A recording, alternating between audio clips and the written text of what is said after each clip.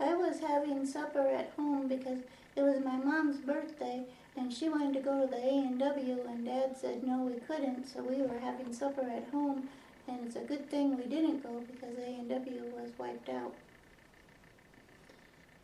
I had just gotten home from school.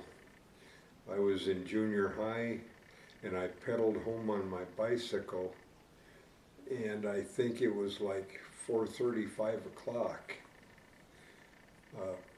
when the tornado came through.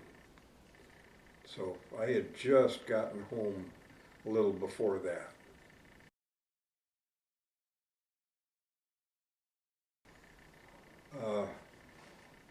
After I got home, I think my dad was in the garage and Mom was in the house.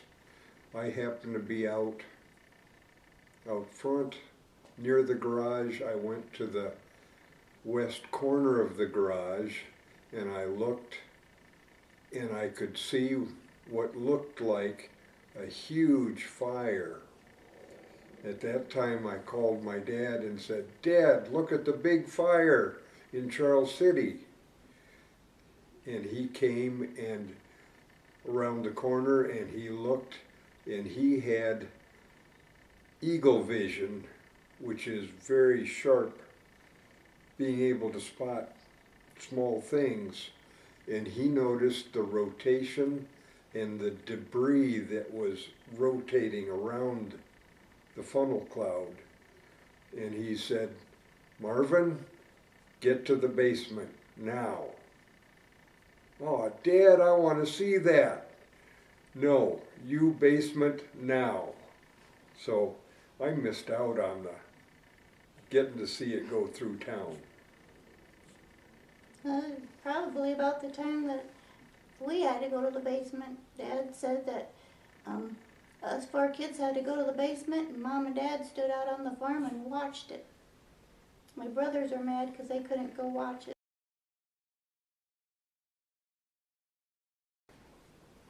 Yes.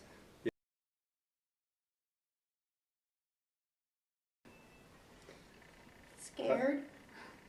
I was shorted out. I didn't get to see what I wanted to see.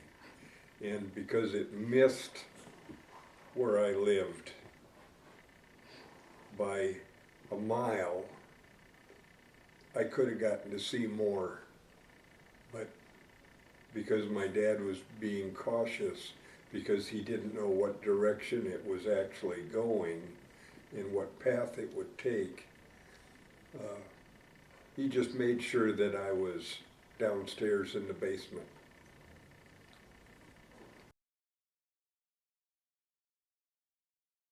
That day.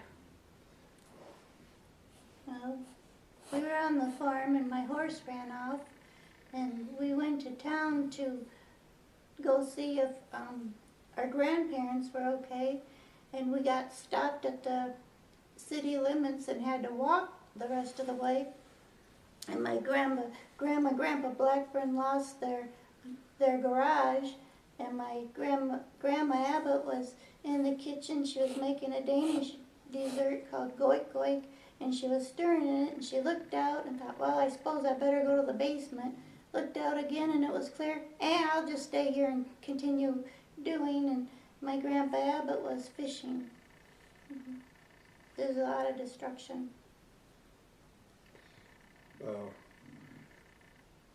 We were concerned, or my family was concerned about my aunt and uncle that lived on 2nd Avenue in Charles City.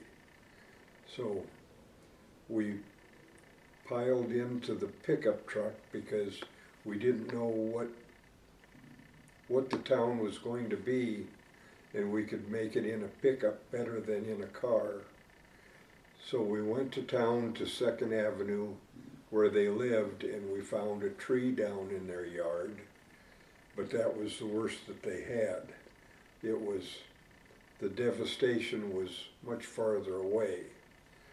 But once we had gotten there and parked, we went on foot and walked towards town, towards Main Street.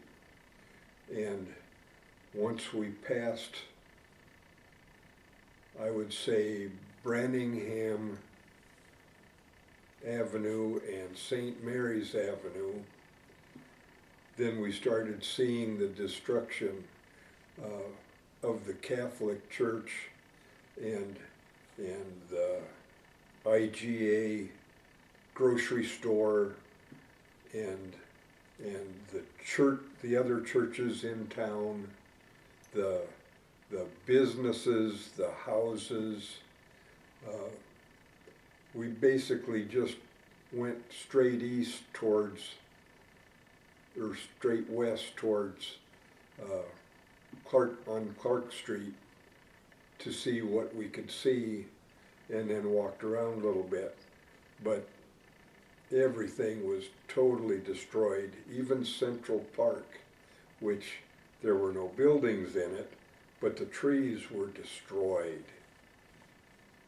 It was just like a war zone.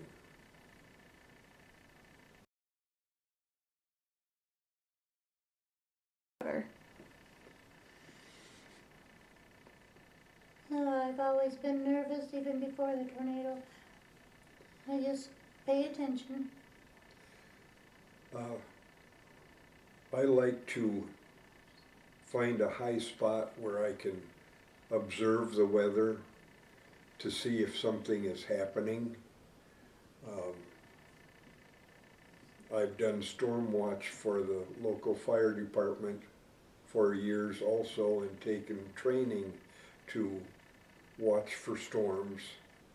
So I know that if the clouds turn green and you get one heck of a storm and then possibly some hail and then everything clears out, now it's time to look out. That's where the storm is coming from, right after it stops storming hard.